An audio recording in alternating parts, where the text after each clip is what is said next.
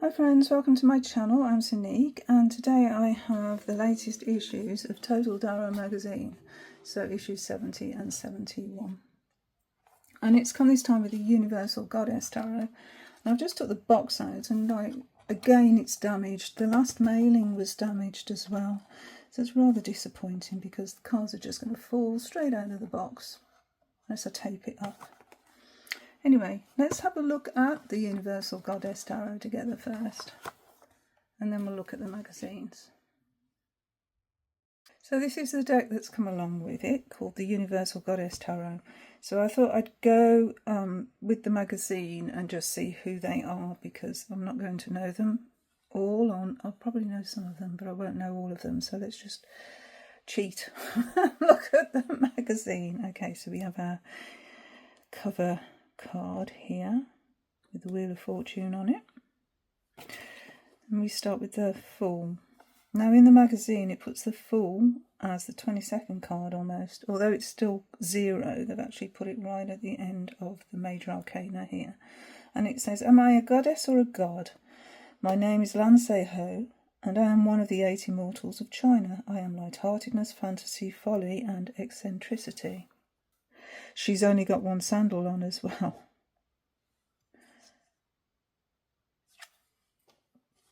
This must be Demeter or Demeter. Let's have a look. Magician. Yeah, Demeter, the Greek goddess of the fields. Doesn't give an awful lot of information actually. The High Priestess. This is Isis. The Empress is Astarte, Queen of the Orient.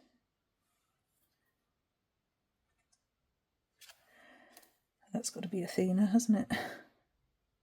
Emperor, yes, Athena. Athens was named after Athena, and we have Medusa on the shield there. And we've got the wise owl that belongs to Athena there. Okay, so our Hierophant is a Hindu goddess, Aditi. The Lovers is Venus, sometimes known as Aphrodite. The Chariot is Eos, the great goddess of the dawn. Brings the dawn in after the night. Justice is Mart, it's Egyptian. The Hermit, this is Hecate, Queen of the night and ruler of the crossroads. So our wheel is, I can never say this Welsh name, Araenrod, Lady of Karma.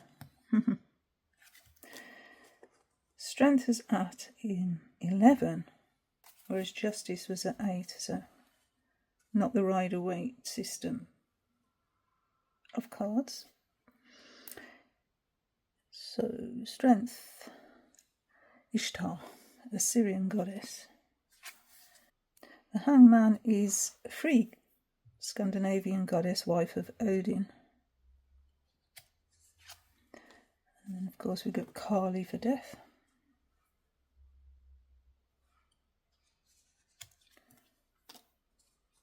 Temperance, this is Anahita, a Persian goddess. The Devil, Lilith, Sumerian goddess. Okay. So for the Tower we have the Morrigan. It's Celtic. Oh yes, beautiful. For the stars we have the Pleiades. Perfect. And for our Moon card we have Selene. For the Sun, the Japanese goddess Amaterasu. For Judgment, Ceridwen. The World, we have Gaia. Okay, so let's go on to the minor cards, minor suits, and we start with the Cups. So, like I say, we get very little information on each one. So what do we get for the minors? Again, very little, although it's telling us who they are. Okay, it's going to be interesting. Go through these. This video is going to be a bit longer than it normally is for the Tarot magazine videos that I do. So anyway, we start with the Ace of Cups, and this is Habondia, a Celtic goddess that I've never heard of. This is Psyche.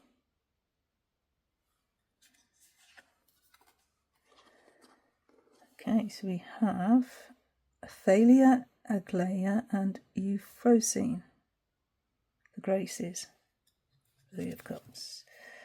For the Four of Cups we've got Pandora, with Pandora's jar there.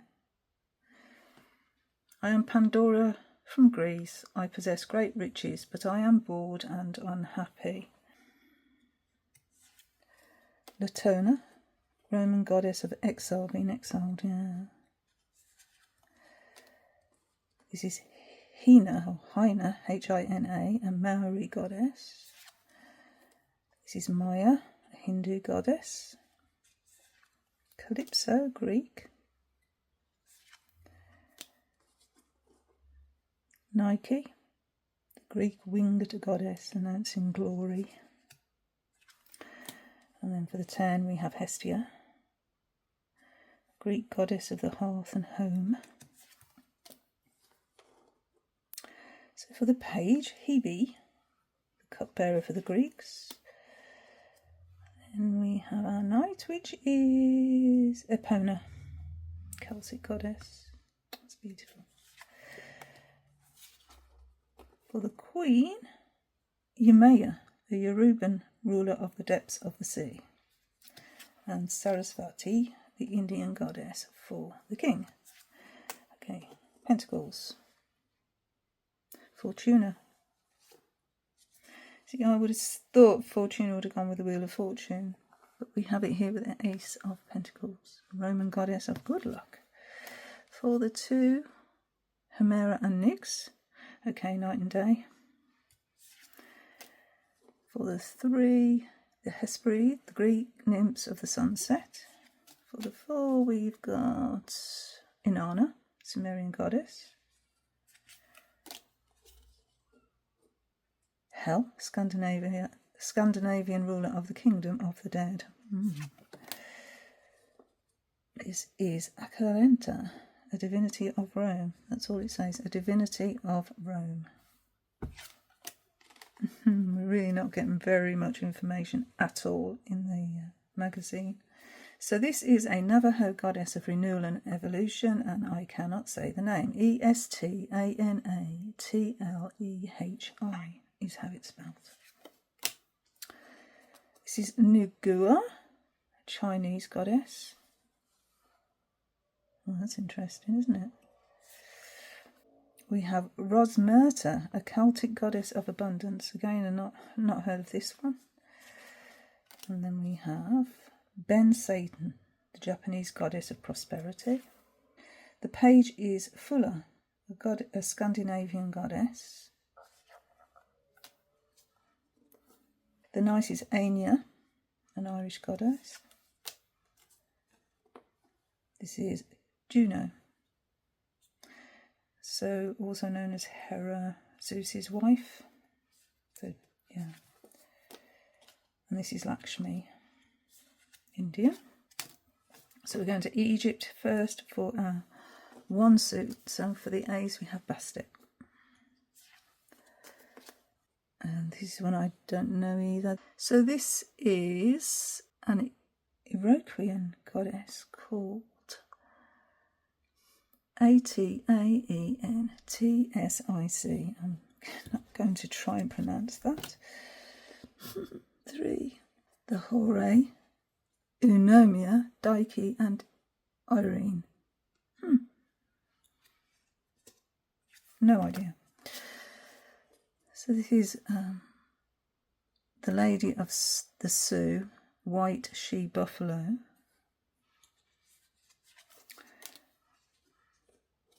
Pele, Hawaiian goddess of volcanoes. Andraste, a Celtic goddess of battles.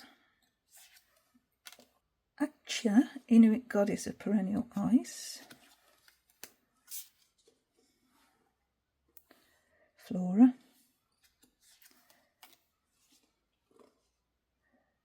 Angerona, the winter solstice. Greek, Canis.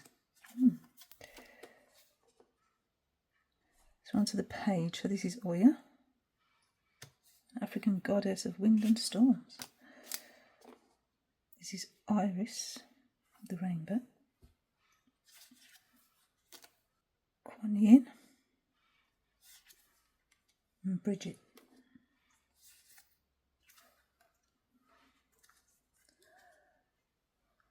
So the swords, last suit here. This is Bellona, a Roman goddess of war.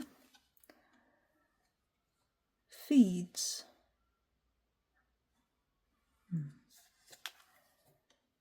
Erd, Verdandi and Skuld. Fate, necessity and existence. So these are the fates.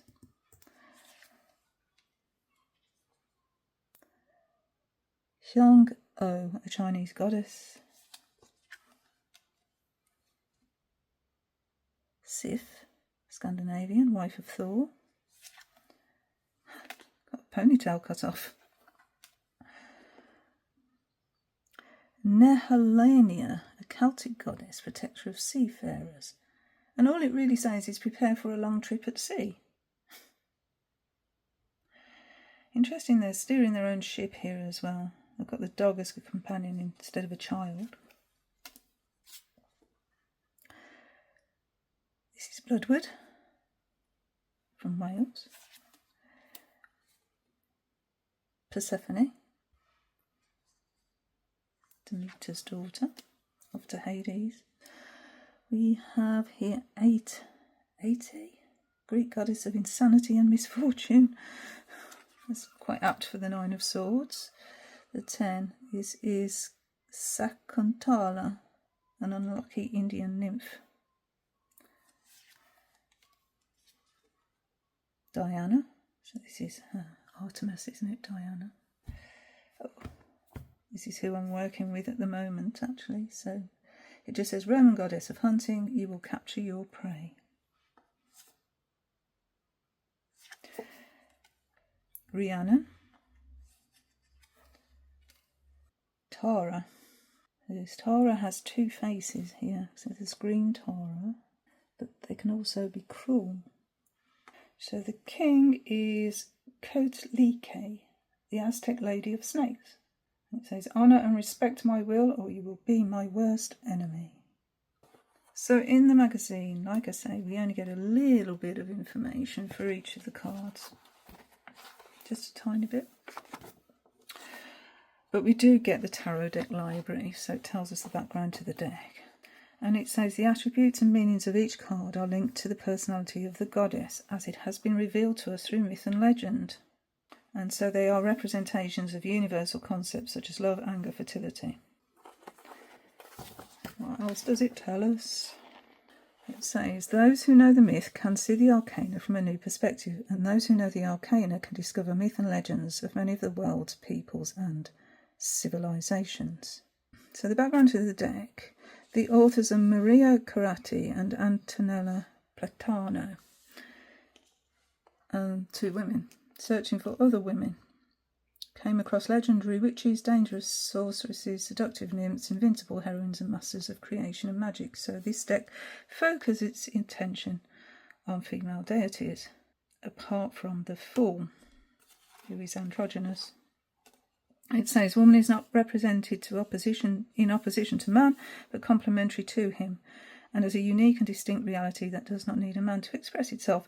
And that's all it tells us. So I think this is where these magazines really fall short, is on the background to the tarot decks that are included with the magazines. I want more information. And so with this deck, I think you could, if you wanted to, go down a complete rabbit hole looking into the backgrounds of these mythological archetypes. So just let's just show an example of what I'm talking about. Okay, so what should we take? Let's take Pandora. I'm taking Pandora because I have recently been reading a book called Pandora's Jar. I'll just go and get it. So one of the books that I've been reading on Greek mythology, and I've been reading a lot of Greek mythology books, is this one, Natalie Haynes, and it's called Pandora's Jar, Women in the Greek Myths. And so I just want to point a couple of things out here. So firstly, Natalie says that Pandora echoes the story of Eve from the Bible, and I'll go back to that in a minute. The other thing is Pandora was made, not born, and Eve was also made from Adam's rib, wasn't she?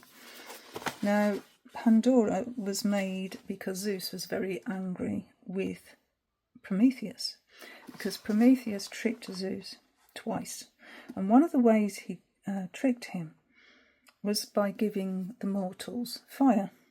So here we go. Prometheus' second piece of trickery is outright theft. He steals fire, which belongs to the gods, and shares it with mortals. He's famously punished for this by being tied to a rock and having his liver pecked out by an eagle.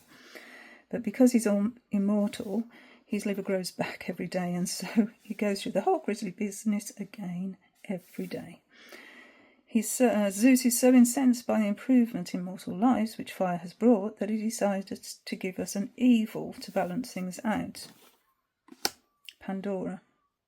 So he gets Hephaestus, who's Hera's son, his wife's son, to mould from the earth the likeness of a young woman.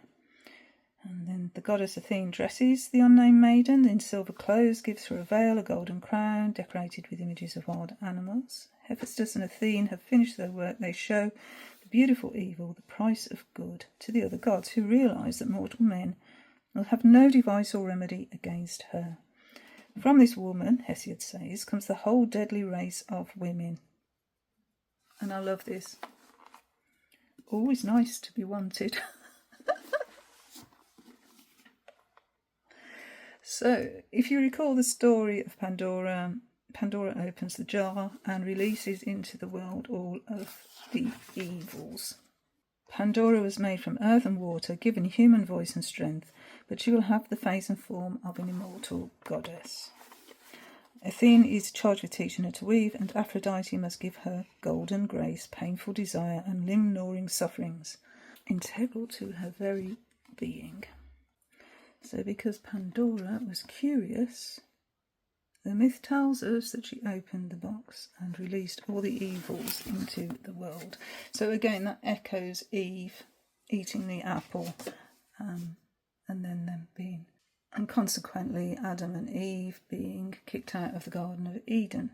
Now then, in the beginning of that book, we see a picture of quite a famous painting by Rossetti. Where is it? There. In fact, I've got a better version of that. And I love pre-Raphaelite paintings. So I've got a few pre-Raphaelite books, and I'll just show you a little bit of background to this. Okay. So here we have, that's one side. In this book, this is the Pre-Raphaelites, Their Lives and Works in 500 Images by Michael Robinson. And you can see that. There you go, Michael Robinson. And here we have Pandora. So Pandora here is painted by Rossetti. And the model for this, Jane Morris.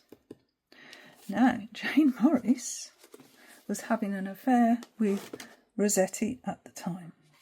And Jane Morris was the wife of William Morris. William Morris, let's see, he was from the arts and crafts movement, or started the arts and crafts movement back in the late 1800s, and did lots of wallpapers. Here's another book, The Pre-Raphaelites, Inspiration from the Past. Terry Harding. I paid £3 for this book. Bargain. Yeah, and I mean, William Morris did a few of his own paintings as well. This is Ariadne. This is another one. So William Morris was also a designer, and he did lots of famous wallpapers. That's his green dining room there. Anyway, so it must have been really difficult for William Morris to actually see his wife being painted by his wife's lover, and then it being exhibited and becoming so famous. You know, that must have been so difficult. Really opening Pandora's box. So what I'm saying really here is there's so much more to these myths rather than 2 lines in a little magazine. And as I say, I think that's where it really, really falls down. This Total Tarot magazine really falls down in the background to the decks and the meanings derived from it. I have no idea if the original here, the little white book that came with it, had much more in it. It probably didn't, because Lo Scarabeo don't have a lot of information that comes with their decks. But it's a rabbit hole you could go down. But there's 78 cards here. Do you really want to try and find out all 78 myths? I mean, Athena, such a myth. Aphrodite or Venus. I mean, we've got like not only the Greek parts of it, but the Romans also took on the Greek deities and renamed them. So yeah, there's a whole rabbit hole there that we could go down just with a deck of 78 cards. And if all you want to do is learn how to read the tarot, it's not really the deck for it, I don't think. For me personally, I think it's fascinating to see why the ones that I do know have been chosen in the roles, or in the archetypes that they have been chosen. I mean, to me, that's perfect. Athena for the Emperor, absolutely perfect. So yeah, and also Aphrodite for the lovers, of course. You know, they go really well. This has been a really well put together deck as far as I can tell. And it's just such a shame there's not so, more information to the background of the myths to be able to see why they've been associated with different cards. I mean, Iris was a messenger god. She used to come over the rainbow and deliver messages between mortals and the gods. But, you wouldn't necessarily know that, would you? I mean, the Fates. Brilliant for the 3 of Swords, actually, when you think about it. Anyway, that's my little rant, if that's what it is. But how I feel, I think, about this offering from Total Tarot magazine this time. Okay, so let's have a look at the magazines. They are the same format that they normally are. There's no surprises in here. We've got articles, we've got tarot spreads, and we've got a little bit about the deck. So in issue 70, we have the Wheel of Fortune on the front from the Universal Goddess Tarot. We have Reading the Tarot Ethical Issues, the second part of a previous article. It's all about writing your own code of ethics, which is, a really good idea, actually, if you're going to read for others. Talking about privacy, honesty, integrity, responsibility, everything that we really do need to think about if we are reading for other people. Boundaries, limitations, a mission statement, independence, flexible future, respect. So here we've got the Tarot of the Elves, and we had that in parts 52, 53, if you remember. And I did a whole thing about that and the box version or the kit version that I've got of this deck. And again, this is echoing what I'm saying about this Universal Goddess Tarot, in as much as there is a lot more than the magazines are offering us in way of information. A card in detail will be the 6 of Swords. So the essential meanings are journey and escape. We have all the symbols that we see in the card. So for instance, the boatman, a man is ferrying a woman and child across an expanse of water. Again, for me, this falls short. I'm being totally honest now. Yeah, I can see there's a boatman ferrying people across water. I can see that. It's obvious. Tell me something more. Anyway, passage is granted. We have the meanings in different themes. So in our personal life, divination, psyche and soul. Questions we can ask of the card. The lesson of the card. How it relates to the Golden Dawn. And it's a number 6, so therefore it's a Tifereth, the Sephiroth in the Golden Dawn system on the Tree of Life. It doesn't tell you that. But I know that because I've been using tarot for so many years and studying for so many years. That's something I know. But how would you know why they're saying that? You wouldn't. You need a lot more information that they're giving in this issue. Oh, these issues. I still have that clamped. Beautiful. So yeah, it tells you what it means in different decks. It doesn't always mean the same thing in different decks. So for instance, in the Worth, it means freedom and necessity. Like all opposing forces, they must be balanced. So it's completely different meaning in the Worth. But in all of the others, we still have sort of this boat going across water. Apart from here, where we've got a more modern version of it, because we have a computer and we're planning a holiday there. So it's more like a holiday thing rather than going from troubled waters over to calmer waters, which is what we normally see with that Six of Swords. So we have the traditional meanings here, what the card shows us. We have a spread, the blessings spread. I'm going to try some of these spreads out on my channel, I think. I'm going to pick and choose some different ones and yeah, I might just try them. See how they come together. So yeah, this is a 6-card spread using the majors. The background to the spread. What each position in the spread is about. So the first is within arm's reach, and we've got a dialogue with the tarot here, a synthesis, and then we have this background, as I've told you, about the Universal Goddess Tarot, and we have the little meanings for the minors, and we have a visual reference to all the cards and where to go in the magazine to practice. And of course the major arcana is here as well. Okay, so what do we get in the next one? Part 71, Myers-Briggs. So this is all about personality types, isn't it? The Myers-Briggs system, and how we can plan out whether we're introvert, extrovert, intuitive, sensing. So it's a personality indicator based on Carl Jung's book, Psychological Types. And a questionnaire used during World War II for women entering the industrial workforce for the first time, so that they could have the correct jobs for their personality types. Okay, we've got the runic tarot here. So we had that in parts 48, 49. Here we're going on about personality types for some reason. What is that reason? I wonder why. I'll have to read the article. They're talking about Myers-Briggs. The only time I have come across these is with the court cards.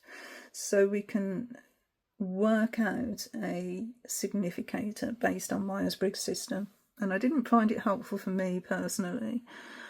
Okay, oh yeah, they've got it here. Outline 16 possible personality types, matches up to a court card.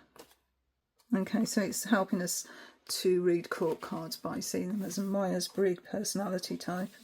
Okay, got it. The court cards, okay.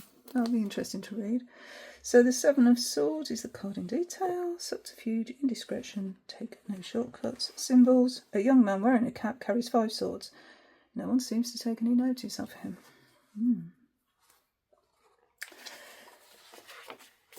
The themes. So again, it's like the every other magazine, well, every magazine that we've had, we have this theme section, what the card shows us, the questions we can ask of the card. It's really useful, that part. And the lesson of the card, and then again correlating to the Golden Dawn. Then we have worth. Certainty is dominated by possibility as sunlight is reflected by the moon. Completely different to someone running away with the swords. Anyway, Tarot of the Angels, we have traditional meanings, upright, reversed. Then we have from other decks, Okay. So the second part of that blessings spread, and showing a working example of that. The meanings of the drawn cards, so how that's being read, the synthesis of the spread, and a traditional use of the spread. And this is where we're actually taking those spread position meanings, the point of support, say, would become help, traditionally, according to this article. So, alternative names for the positions. We've got a second part of an article on shadow work, using this beautiful dark grimoire tarot that we had in 68 and 69, the last mailing. Love that deck. Okay, so a little bit about a couple of exercises, 1, 2, 3 exercises based on shadow work. And then the new Tarot Renaissance. So this is where tarot took a turn in history. They call it the New Age. This is the second part of an article. And this is how tarot has changed to be more modern, or to speak to a more modern audience. Because remember, the Rider-Waite-Smith and the Thoth, they were developed in the early 1900s. So yeah, the birth of Los Garabeo themselves as a publishing company. Okay, so we've got a visual of the miners. Can't get it all on screen, I'm afraid. Practice makes perfect, where to go to find the different articles. And then we have the sneak peek of the next mailing. That will be the Tarot Lenormand, which I'm really interested in, actually, because it's one I don't know. And I'm interested to see how it looks. They've combined 2 different systems, so the Lenormand with the tarot. So I'm going to be really intrigued to see how that's being done. You know, normally we get the ship, the coffin, but here we've also got it with strength there. So I wonder how that's going to be reconciled. So we learn more about Myers-Briggs in the next issue, the card in detail with the 8 of Swords. And then in part 73 we will have free association article, card in detail with the 8 of Swords. Okay, so that's my first look at part 70 and 71 of Total Tarot magazine, the Universal Goddess Tarot. And thank you so much for watching. Until my next video. Bye friends, bye.